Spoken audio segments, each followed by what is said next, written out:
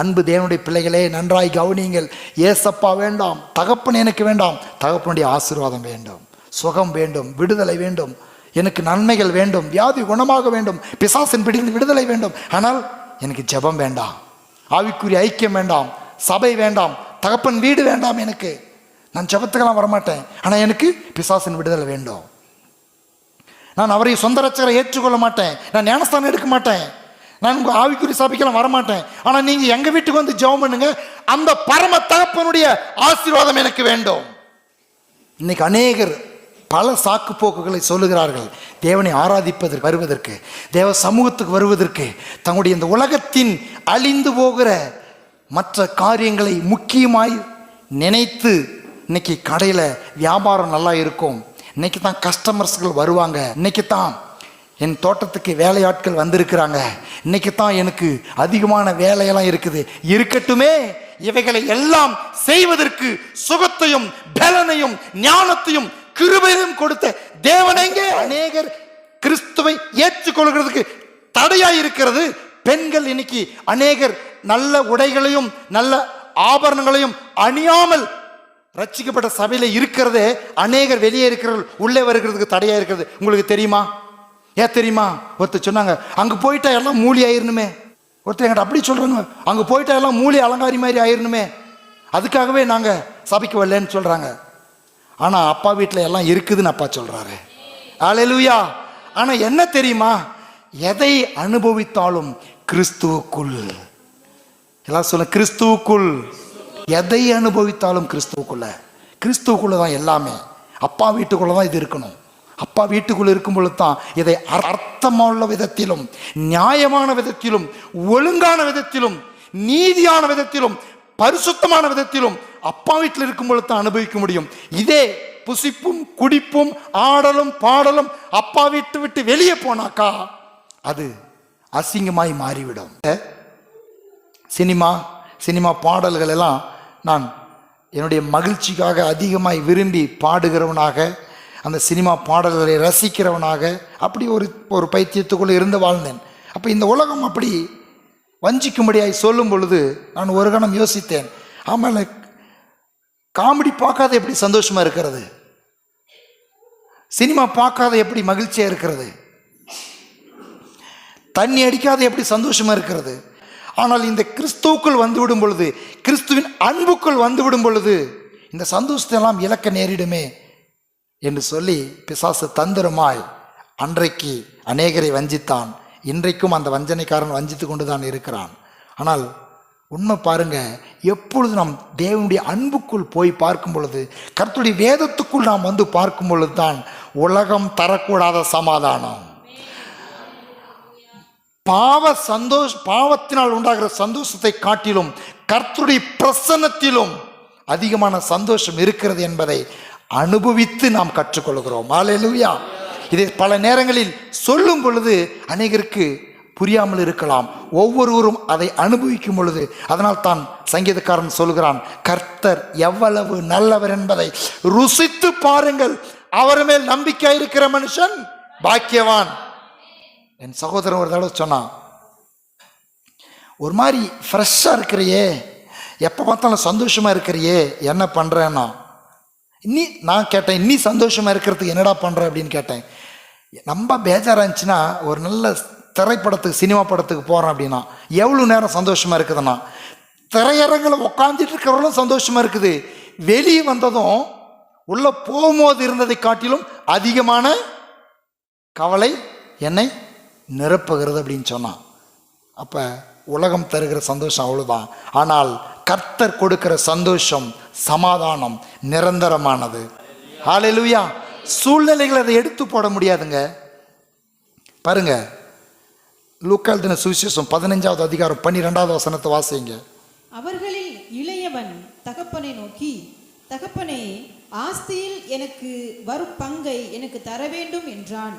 அந்தபடி அவன் அவர்களுக்கு தன் ஆஸ்தியை பங்கிட்டு கொடுத்தான். நன்றாய் கவனிங்க. இந்த வேத பகுதியிலிருந்து ஒரு சத்தியத்தை இந்த நாளிலே நாம் கற்றுக்கொள்ள போகிறோம். தேவனுடைய அன்பை பற்றியும் தேவனுடைய எதிர்பார்ப்பை பற்றியும் தேவனுடைய உள்ளத்தை பற்றியும் நாம் அறிந்து கொள்ளப் போகிறோம். இந்த சத்தியம் நம்முடைய வாழ்க்கையில் தேவனோடு கூட இன்னும் இணைந்து வாழ்வதற்கு நம்மை ஊன்ற கட்டுகிறதாயிருக்கும். ஆமென், அல்லேலூயா. தேவனிடத்தில் வந்து ஆசீர்வாதம் கேட்கிறான். பொதுவாக வைத்துக் கொள்வோம், பங்கை கேட்கிறான் என்பதை விட ஆசீர்வாதம் கேட்கிறான். இது ரெண்டு விதங்களிலும் நாம் தியானிக்க போகிறோம்.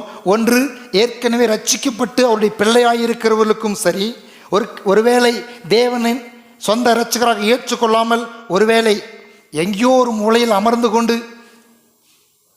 யாராவது பார்த்துருவாங்களா அப்படின்னு சொல்லி மொபைலை கையில் பிடித்து கொண்டு தனியாக, யார் இந்த பாஸ்டர் புதுசாக இருக்கிறாரு, இப்படி செய்தி கொஞ்சம் கேட்டு பார்க்கலாம் அப்படின்னு கேட்டுக்கொண்டு இருக்கிற உனக்கு கர்த்தர் பேசுகிறார். உன்னை கர்த்தர் நேசிக்கிறார். அல்லேலூயா.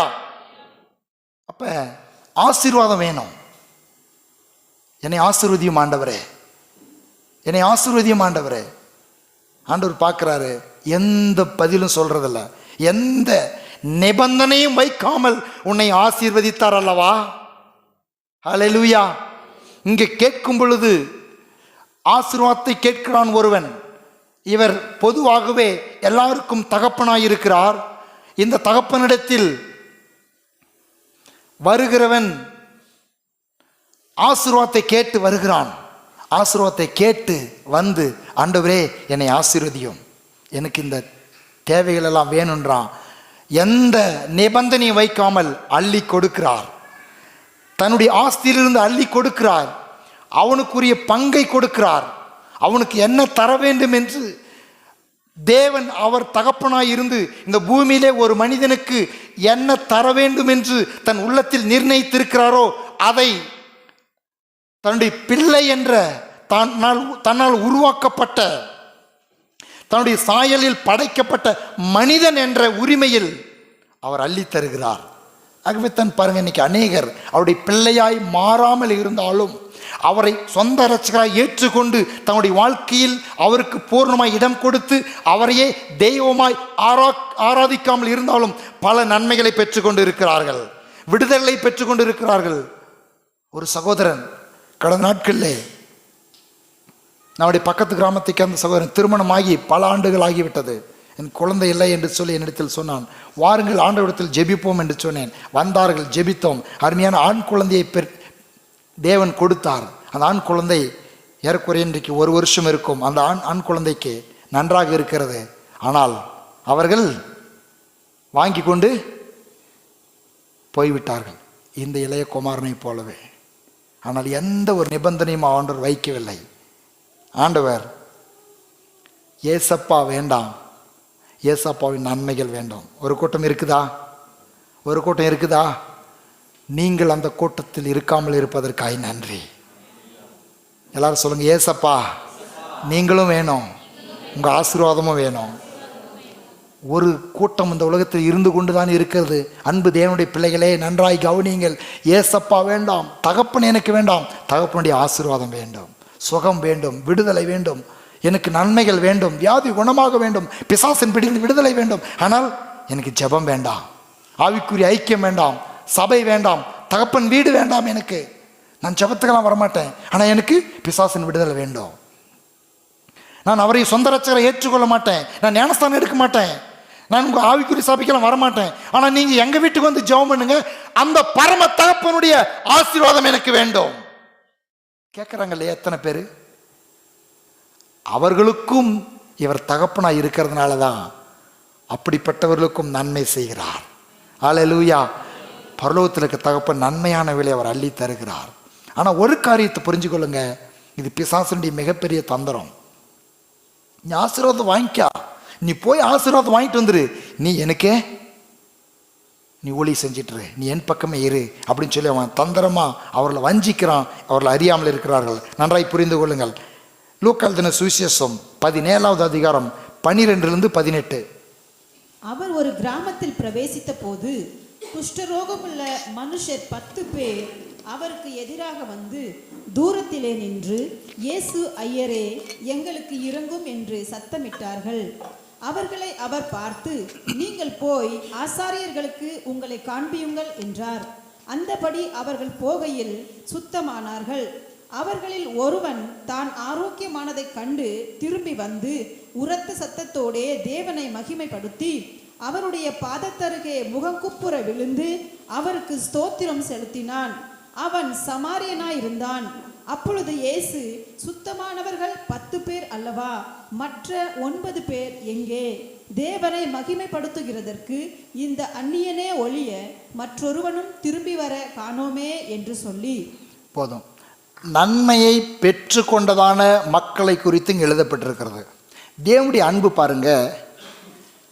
இயேசு ஐயரே எங்களுக்கு இரங்கும். எல்லாரும் சொல்லுங்க, இயேசு ஐயரே எங்களுக்கு இரங்கும். பாருங்க, இந்த இடத்தில் வந்தும் அவர்கள் இருக்கிற இடங்களிலும் ஒருவேளை நீங்கள் இயேசுவே எனக்கு இறங்கும் என்று சொல்லும் பொழுது அவர் எந்த நிபந்தனை வைக்காமல், நீ உன்னுடைய பெயரை மாற்றிக்க வேண்டும், உன்னுடைய ஜாதியை மாற்றிக்க வேண்டும், உன்னுடைய குலத்தை மாற்றிக்க வேண்டும், நீ இப்படி செய்ய வேண்டும் என்ற எந்த நிபந்தனையுமே வைக்காமல், இயேசுவே எனக்கு இறங்கும், என்னை காப்பாற்றும் என்று சொல்லி அவரை நோக்கி கூப்பிடும் பொழுது அவர்கள் இயேசு ஐயரே எங்களுக்கு இறங்கும் என்று சத்தமிட்டார்கள். அவர்களை அவர் பார்த்து, நீங்கள் போய் ஆசாரியருக்கு உங்களை காண்பீங்கள் என்றார். அந்தபடி அவர்கள் போகையில் சொஸ்தமானார்கள். இயேசுவேன்னு கூப்பிடும் பொழுது நிபந்தனை இல்லாமல் அந்த அன்பு சுகத்தையும் நன்மைகளையும் நம் ஒவ்வொருவருக்கும் தருகிறது, அநேகருக்கு தந்திருக்கிறது. அப்படி அநேகர் பெற்றுக்கொண்டு என்ன பண்ணாங்க தெரியுமா? அநேகர் இயேசு ஐயரே எனக்கு இறங்கும் அப்படின்னு அப்படியே ரொம்ப பயபக்தியோடு கூட வருவாங்க, ஜெபிப்பாங்க, சுகத்தையும் ஆண்டவர் தருவார். அடுத்து சொல்கிறாரு, அந்த இயேசு என்ன எதிர்பார்க்காரு தெரியுமா? என்னுடைய நிபந்தனை இல்லாத அன்பினால் உங்களுக்கு விடுதலையும் சுகத்தையும் நான் கொடுத்தேன். சுத்தமானவர்கள் 10 பேர் அல்லவா, மற்ற 9 பேர் எங்கே? தேவனை மகிமைப்படுத்துகிறதற்கு. எல்லாரும் சொல்லுங்கள், தேவனை மகிமைப்படுத்துகிறதற்கு. தேவனிடத்திலிருந்து ஒரு நன்மையை பெற்றுக்கொண்ட உங்களுக்கும், இதை கேட்டுக்கொண்டிருக்கிற ஒவ்வொருவருக்கும் நான் சொல்லுகிறேன், தேவனிடத்திலிருந்து நீங்கள் ஒரு நன்மையை இயேசுவை கூப்பிட்டு பெற்றுக்கொண்டது உண்மையானால் அந்த தேவனை மகிமைப்படுத்துகிறதற்கு நீங்கள் தகப்பனுடைய வீட்டிலே இருக்க வேண்டும் என்று தேவன் விரும்புகிறார். அவர் மகிமைப்படுத்துறதுக்கு நாம் இருக்கணுங்க. இது என் கூட சேர்ந்து ஜெபத்துக்கு அங்கங்கே வருகிற பிரதர் ஜார்ஜ் அவர்கள் ஒரு காரியத்தை சொன்னாங்க.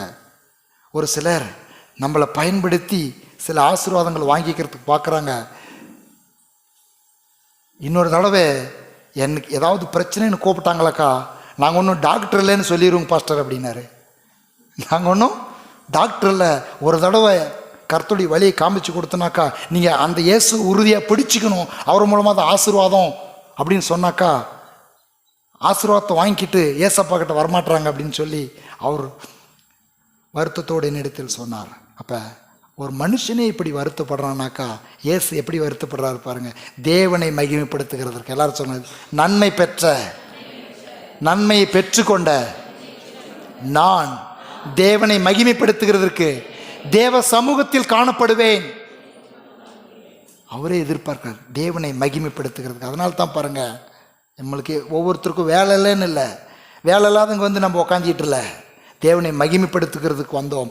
அவரை பற்றி இன்னும் அறிந்து கொள்வதற்கு, அவருடைய வார்த்தையின் மூலமாக அவர் எப்பேற்பட்டவர், அவருடைய அன்பு எப்பேற்பட்டது, எப்படி நம்மை நடத்துகிறார் என்பதை அறிந்து கொள்வதற்காக நாம் அவருடைய சமூகத்தில் ஓடோடி நாம் வருகிறோம். ஆமேன்.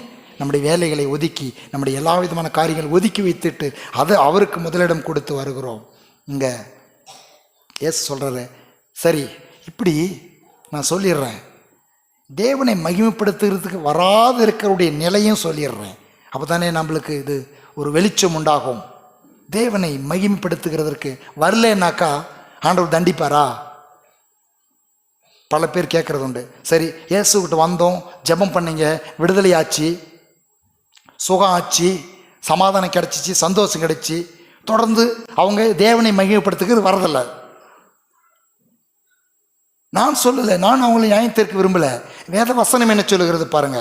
இயேசு சொல்லுகிறார், லூக்கா எழுதின சுவிசேஷம் 15வது அதிகாரம் 13வது வசனம். சில நாளைக்கு பின்பு இளைய மகன் எல்லாவற்றையும் சேர்த்து கொண்டு தூர தேசத்துக்கு புறப்பட்டு போய் அங்கே துன்மார்க்கமாய் ஜீவனம் பண்ணி தன் ஆஸ்தியை அழித்து போட்டான். என்ன நடக்கிறது?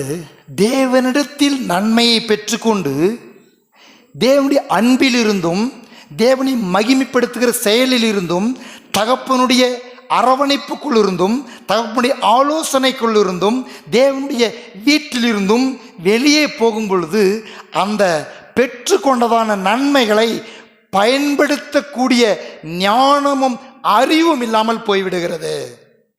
அதனால் தான் பாருங்கள், உலகத்தில் எத்தனையோ நிறைய அவங்க சம்பாத்தியம் பண்ணுறதுக்கு அவங்களுக்கு சில நேரங்களில் ஒரு ஞானமும் அறிவும் உண்டாயிருக்கும்.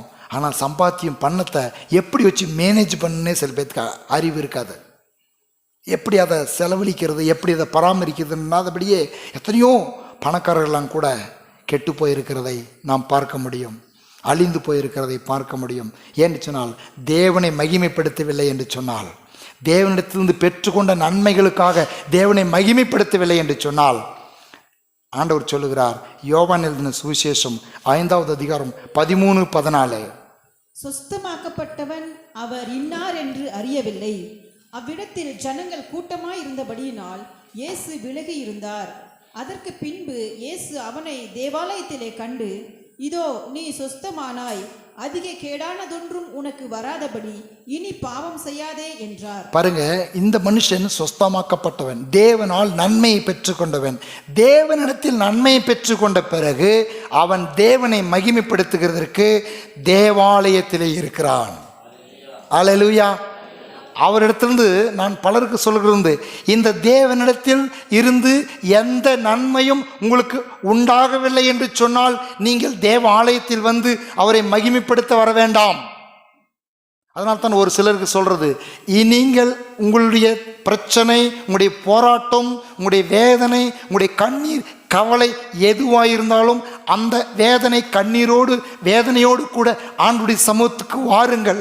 அவர் உங்களுக்கு இளைப்பாறுதல் தரவில்லை என்று சொன்னால், உங்களுடைய வாழ்க்கையில் விடுதலை கொடுக்கவில்லை என்று சொன்னால், ஒருவேளை நீங்கள் அவரை நம்ப வேண்டாம். நான் சொல்லுகிறேன், அவர் தான் மெய்யான தெய்வம் என்பதற்கு உங்களுடைய என்னுடைய வாழ்க்கையிலே ஆதாரபூர்வமான அற்புதங்களையும் அதிசயங்களையும் இன்றைக்கும் அவர் செய்து கொண்டிருக்கிறார். ஹல்லேலூயா. இத்தனை நன்மைகளையும் பெற்ற பிறகு, இத்தனை சுகத்தையும் அனுபவித்த பிறகு, இத்தனை ஆசீர்வாதங்களையும் அவரிடத்திலிருந்து பெற்றுக்கொண்ட பிறகும் அவரை மகிமைப்படுத்தும்படியாய் ஆலயத்தில் காணப்படவில்லை என்று சொன்னால், எதனிலும் கேடானது ஒன்று வரும் பொழுது கர்த்தர் கை கொடுப்பார் என்று சொல்லிவிட முடியுமோ முடியாதோ தெரியாது. வேதம் சொல்லுகிறது, மீண்டும் அவர்கள் ரட்சிக்கப்படுகிறது கூடாத காரியம், ஆனால் அது தேவனுடைய கிருபைக்கு உட்பட்டதே. ஆகவே இவனு பாருங்க, சொஸ்தமாக்கப்பட்டவன், ஆசீர்வாதப்பட்டவங்க இன்னைக்கு என்ன சொல்றாங்க? பலரை கேட்டு பாருங்க, எத்தனையோ குடும்பங்களுக்கு போய் ஜெபித்திருக்கிறோம். இங்கு வந்து ஜெபத்தை பெற்று அநேகர் பல விதங்களிலே, டிவியிலே, போன்ல எல்லாம் ஊழியக்காரர்கள் ஜெபிக்கும் பொழுது தேவனுடைய நன்மைகளை பெற்றுக்கொண்டு இருக்கிறார்கள். ஆனால் என்ன சொல்லுகிறாங்க? தேவாலயத்துக்கு வருகிறதுக்கு நேரம் இல்லைங்க, எனக்கு காட்டில் வேலை, தோட்டத்தில் வேலை, அங்கே வேலை, இங்கே வேலை, வீட்டுக்கு உடம்பு வந்துட்டாங்க, எனக்கு உடம்பு சரியில்லை. இருக்கட்டும், இதனிலும் கேடானது ஒன்று வரும் பொழுது யாரிடத்தில் போவீர்கள்?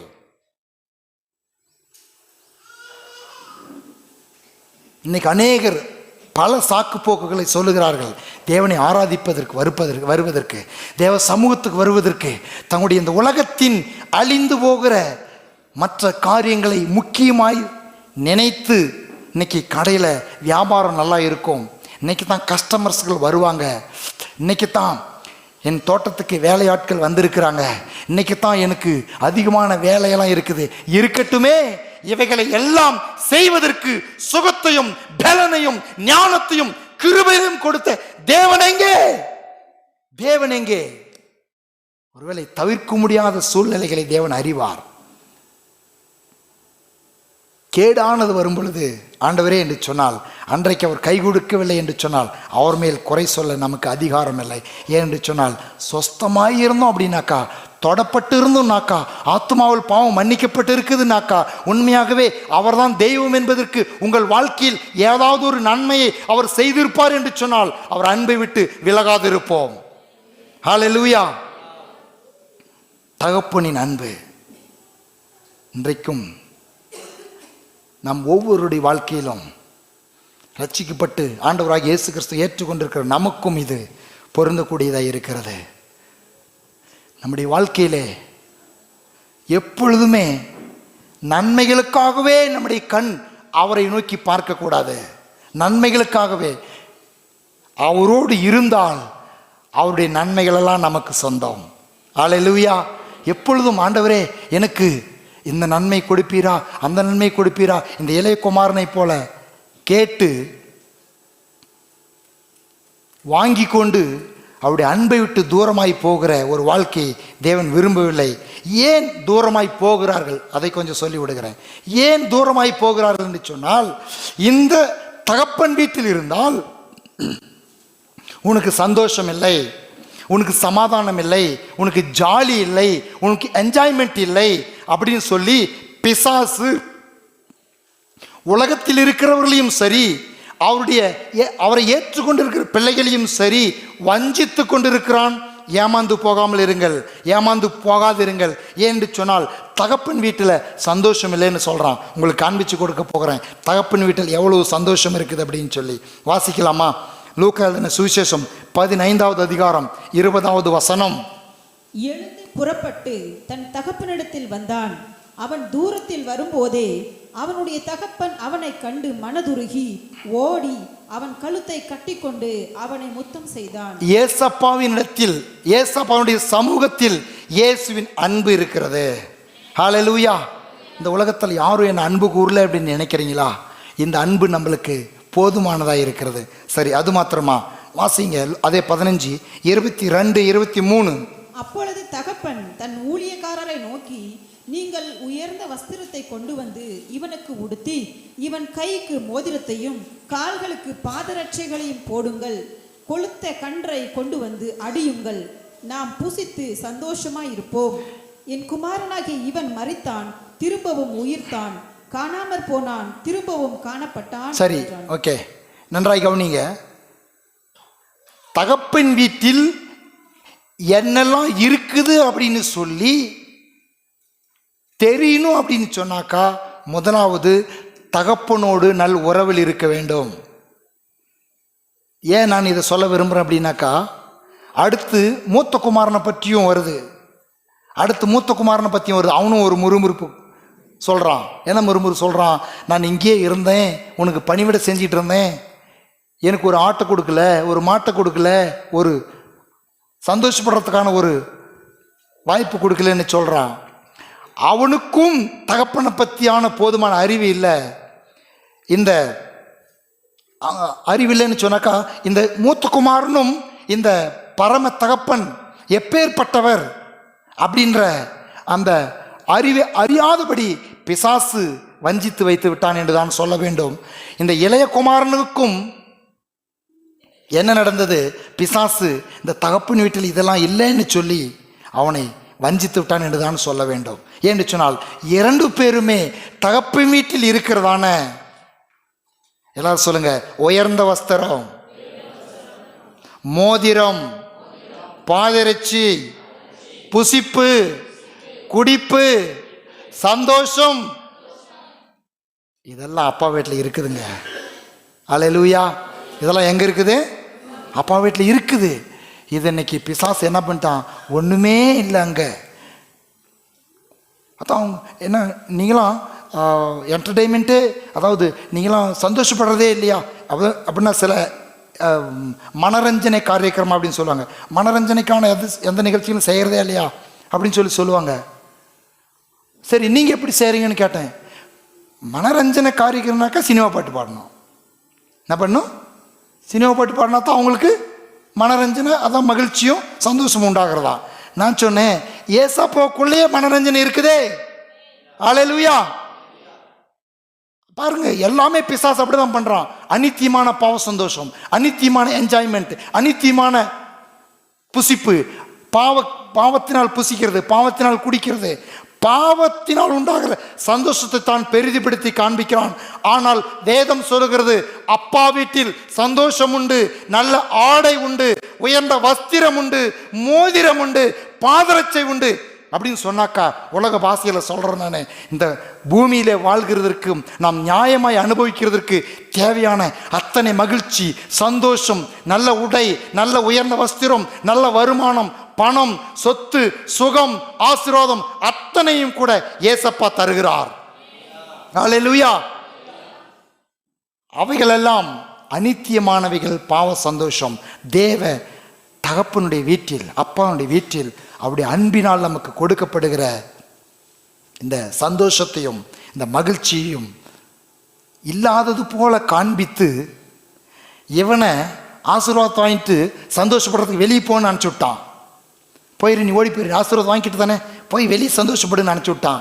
இன்னொருத்தனை உள்ளே இருக்கிறான், அவன் உம்முனே இருக்கிறான். எப்படி இருக்கிறான்? உம்முனே இருக்கிறான். எந்த சந்தோஷத்தையும் அனுபவிக்கிறதில்ல. மனைவியோட ஒரு எங்கே போனாலும் ஒரு ஐயோ அப்படி பண்ணக்கூடாது, சிரிச்சுட்டா சிரிக்கக்கூடாது, நல்ல துணி போட்டால் ஐயோ துணி போடக்கூடாது. அவனை குற்றப்படுத்தி கொண்டு தகப்பனுடைய அன்பை புரியாமல் தன்னையே வருத்தி கொண்டு, ஏன்னா அப்படி சிலரால் போதிக்கப்பட்டு விட்டார்கள். ஏன்னா 6 மணி நாட்கள் எல்லாம் ஒருவேளை அநேகர் இதில் பாதிக்கப்பட்டு இருப்பீர்கள். நகையை பற்றியும், உடையை பற்றியும், அலங்காரங்களை பற்றியும், உலக பிரகாரமான சில செல்வங்களை பற்றியும் போதனைகள் எல்லாம் கேட்டிருப்பீர்கள். ஒன்றுமே இருக்கக்கூடாது அப்படின்றதான போதனைகள் எல்லாம் கேட்டிருப்பீர்கள். அவைகளால் பாதிக்கப்பட்டு சில பேர் ஒன்றுமே இல்லைங்களே. இன்னைக்கு அநேகர் கிறிஸ்துவை ஏற்றுக்கொள்கிறதுக்கு தடையாக இருக்கிறது பெண்கள். இன்னைக்கு அநேகர் நல்ல உடைகளையும் நல்ல ஆபரணங்களையும் அணியாமல் ரட்சிக்கப்பட்ட சபையில இருக்கிறதே அநேகர் வெளியே இருக்கிறவர்கள் உள்ளே வருகிறதுக்கு தடையா இருக்கிறது. உங்களுக்கு தெரியுமா? ஏன் தெரியுமா? ஒருத்தர் சொன்னாங்க, அங்க போயிட்டா எல்லாம் மூலி ஆயிருணுமே. ஒருத்தர் என்கிட்ட அப்படி சொல்றாங்க, அங்க போயிட்டா எல்லாம் மூலி அலங்காரி மாதிரி ஆயிருணுமே, அதுக்காகவே நாங்க சபைக்கு வரலன்னு சொல்றாங்க. ஆனா அப்பா வீட்டில் எல்லாம் இருக்குதுன்னு அப்பா சொல்றாரு. அல்லேலூயா. ஆனா என்ன தெரியுமா? எதை அனுபவித்தாலும் கிறிஸ்துவுக்குள், எல்லாம் சொல்ல, கிறிஸ்துவுக்குள். எதை அனுபவித்தாலும் கிறிஸ்துவுக்குள்ள தான் எல்லாமே. அப்பா வீட்டுக்குள்ள தான் இது இருக்கணும். அப்பா வீட்டுக்குள்ள இருக்கும் பொழுது தான் இதை அர்த்தமுள்ள விதத்திலும், நியாயமான விதத்திலும், ஒழுங்கான விதத்திலும், நீதியான விதத்திலும், பரிசுத்தமான விதத்திலும் அப்பா வீட்டில் இருக்கும் பொழுது தான் அனுபவிக்க முடியும். இதே புசிப்பும் குடிப்பும் ஆடலும் பாடலும் அப்பா விட்டு வெளியே போனாக்கா அது அசிங்கமாய் மாறிவிடும். ஆகவே தான் அப்போ நாம் இன்னைக்கு சாப்பிட்றது இல்லையா? நாம் இன்னைக்கு நல்ல சாப்பாடு சாப்பிட்றது இல்லையா? நல்ல துணி போடுறது இல்லையா? நல்ல சந்தோஷமான காரியங்களை செய்கிறது இல்லையா? திருமணங்கள் நடத்துறது இல்லையா? மற்ற உலக காரியங்களில் நாம் ஈடுபடுகிறது இல்லையா? ஆனால் என்ன உலக பிசாசு என்ன காண்பிக்கிறான்? இவைகளெல்லாம் இல்லை என்று காண்பிக்கிறான். நம்பாதீங்க. பிசாசுடைய தந்திரத்தை நம்பாதீங்க. ஏனென்று சொன்னால் தகப்பன் வீட்டில் சந்தோஷம் உண்டு, மகிழ்ச்சி உண்டு, நித்திய ஆனந்தம் உண்டு, பேரின்பம் உண்டு, எல்லா நன்மைகளும் இங்கே இருக்கிறது அப்படின்னு சொல்லி, தகப்பனுடைய வீட்டில் இருக்கிறது என்று சொல்லி லூக்கா எழுதின சுவிசேஷம் 15வது அதிகாரம் 22, 23 வசனங்களில் எழுதப்பட்டிருக்கிறது. தகப்பனுடைய வீட்டில் எல்லா நன்மைகளும் உண்டு என்று சொல்லி காண்பிக்கிறதுக்குத்தான் வேத வசனங்களும் பரிசுத்த ஆவியானவரும் நமக்கு கொடுக்கப்பட்டிருக்கிறது. ஆனால் பிசாசு என்ன பண்ணுறான்? அப்பா வீட்டில் ஒன்றுமே இல்லாதது போல உங்களுக்கும் எனக்கும் காண்பித்து அப்பா வீட்டு தூரமாக இன்னைக்கு ஏன் இன்னைக்கு அப்பா வீட்டுக்கு வரமாட்டாங்க அப்படின்னு சொன்னாக்கா, அங்கே போனால் எதுவுமே இல்லைன்ற மாதிரியான ஒரு எண்ணங்களையும் சிந்தைகளையும் பிசாசு உண்டாக்கி விட்டான். இல்லைங்க, உண்மை சொல்கிறேன், வாசித்து பாருங்கள். உயர்ந்த வஸ்திரம், மோதிரம், நல்ல சாப்பாடு, நல்ல டான்ஸு, பாடல், ஆடல் எல்லாம் அப்பா வீட்டில் இருக்குதுங்க. ஹல்லேலூயா. அத்தா பெர்க்மன்ஸ் அப்பா நல்ல ஒரு பாடல் கட்டினார். பாடல் இந்த வசனத்தை வச்சு எழுதுறாரு, அப்பா வீட்டில் எப்பொழுதும் சந்தோஷமே ஆடலும். எழுந்து நிற்போம். சில வார்த்தைகளை நாம் அறிக்கை பண்ணி நாம் ஜெபிக்க போகிறோம். அப்பா வீட்டில் இருக்கிறது. ஆகவே பிசாசு சொல்லுகிற பொய்யை நம்பாதிருங்கள். இயேசுவின் அன்பை சந்தேகப்படாதிருங்கள். இயேசுவின் அன்பினால் நமக்கு எல்லாம் உண்டாக்கி வைத்திருக்கிறார். அவருடைய அன்பு நமக்கு இருக்கிறது. ஒருவேளை உங்களுடைய வாழ்க்கையிலே அவருடைய அன்பிலிருந்து நீங்கள் தூரமாய் போயிருந்தால் இந்த நேரத்தில் சொல்லுகிறேன், அவர் உங்களுடைய ஓடி வந்து உங்கள் மேல் மனதுருகி உங்களை நேசித்து கழுத்தை கட்டி கொண்டு முத்தம் செய்கிற நல்ல தகப்பன் எனக்கு உண்டே. அந்த தகப்பன் வீட்டில் ஆசீர்வாதங்கள் உண்டு, சந்தோஷம் உண்டு, சமாதானம் உண்டு, ஆடல் உண்டு, பாடல் உண்டு, என்ஜாய்மெண்ட் உண்டு. ஹல்லேலூயா. ஆகவே இப்படிலாம் இல்லைன்னு சொல்லி உங்களை ஏமாத்தினானாக்கா, இல்லைப்பா எங்கள் அப்பா வீட்டில் எல்லாம் இருக்குது, நீ கொடுக்கறது காட்டிலும் பெஸ்டானது இருக்குது. ஹல்லேலூயா. இந்த உலகம் கொடுக்கறதை காட்டிலும் பெஸ்டானது என் அப்பா வீட்டில் இருக்குது. எல்லாரும் சொல்லுவோம், இந்த வசனங்களை சொல்லுவோம். அப்படி வார்த்தை பாருங்க, நம்மளுக்கு எவ்வளவு கேரண்டியை கொடுக்குது. எல்லாரும் சொல்லுவோம், தேவனே உம்முடைய கிருபை எவ்வளவு அருமையானது, அதனால் மனுபுத்திரர் உமது செட்டைகளின் நிழலிலே வந்தடைகிறார்கள். உமது ஆலயத்தில் உள்ள சம்பூர்ணத்தினால் திருப்தி அடைவார்கள். உமது பேரின்ப நதியினால் அவர்கள் தாகத்தை தீர்க்கிறீர். ஜீவ ஊற்று உம்மிடத்தில் இருக்கிறது. உம்முடைய வெளிச்சத்திலே வெளிச்சம் காண்கிறோம். உம்மை அறிந்தவர்கள் மேல் உமது கிருபையையும் செம்மையான இருதயம் உள்ளவர்கள் மேல் உமது நீதியையும் பாராட்டியருளோம். கர்த்தர் என் சுதந்திரமும் என் பாத்திரத்தின் பங்குமானவர். என் சுதந்திரத்தை தேவரீர் காப்பாற்றுவீர். நேர்த்தியான இடங்களில் எனக்கு பங்கு கிடைத்தது. ஆம், சிறப்பான சுதந்திரம் எனக்கு உண்டு. எனக்கு ஆலோசனை தந்த கர்த்தரை துதிப்பேன். ராக்காலங்களிலும் என் உள்ளிந்திரியங்கள் என்னை உணர்த்தும். கர்த்தரை எப்பொழுதும் எனக்கு முன்பாக வைத்திருக்கிறேன். அவர் எனது வலது பார்சத்தில் இருக்கிறபடியால் நான் அசைக்கப்படுவதில்லை. ஆகையால் என் இருதயம் பூரித்தது, என் மகிமை களி கூர்ந்தது. என் மாமிசமும் நம்பிக்கையோடு தங்கியிருக்கும். என் ஆத்துமாவை பாதாளத்தில் விடீர். உம்முடைய பரிசுத்தவானை அழிவை காண ஒட்டீர். ஜீவ மார்க்கத்தை எனக்கு தெரியப்படுத்துவீர். உம்முடைய சமூகத்தில் பரிபூர்ண ஆனந்தமும் உம்முடைய வலது பாரிசத்தில் நித்திய பேரின்பமும் உண்டு. ஹல்லேலூயா, ஹல்லேலூயா. இப்படிப்பட்ட கர்த்தர் நமக்கு தந்திருக்கிற வார்த்தைகளை வாயத்திலிருந்து அறிக்கை பண்ணுங்க. வஞ்சனக்காரன் ஓடியே போயிடுவான். அவன் வந்து உங்ககிட்ட சொல்லும் பொழுது, ஃப்ரெண்டு மூலமாவோ யார் மூலியமாவோ உங்ககிட்ட சொல்லும் பொழுது நீங்கள் சொல்லுங்க, என் ஏசப்பாவுடைய சமூகத்தில் சொல்லுங்க, என் ஏசப்பாவுடைய சமூகத்தில் பரிபூர்ண ஆனந்தம், அவருடைய வலது பார்சத்தில் நித்திய பேரின்பம் உண்டு. கரங்களை உயர்த்தி நன்றி சொல்லுவோம். ஹல்லேலூயா. ஆண்டவரே, உம்முடைய சமூகத்திலும் உம்முடைய பிரசன்னத்திலும் பரிபூர்ண ஆனந்தமும் பேரின்பமும் எங்களுக்கு உண்டு. ஆண்டவரே, அதை நாங்கள் விசுவாசிக்கிறோம். உம்முடைய அன்பினால் அதை தரப்போகிறீர். உம்முடைய நேசத்தினால் தரப்போகிறீர். உம்முடைய அநாதி ஸ்நேகத்தினால், உம்முடைய காருண்யத்தினால் நாங்கள் அனுபவிப்பதற்கு நீர் கொடுக்கிற பேரின்பத்திற்காக, நித்திய சமாதானத்திற்காக, சந்தோஷத்திற்காக, ஆசீர்வாதங்களுக்காக நாங்கள் நன்றி செலுத்துகிறோம். தொடர்ந்து உம்முடைய அன்பிலே நிலைத்திருக்க போதுமான பரிசுத்த ஆவியின் பலன் எங்கள் ஒவ்வொருவருக்கும் ஊற்றப்படுவதாக.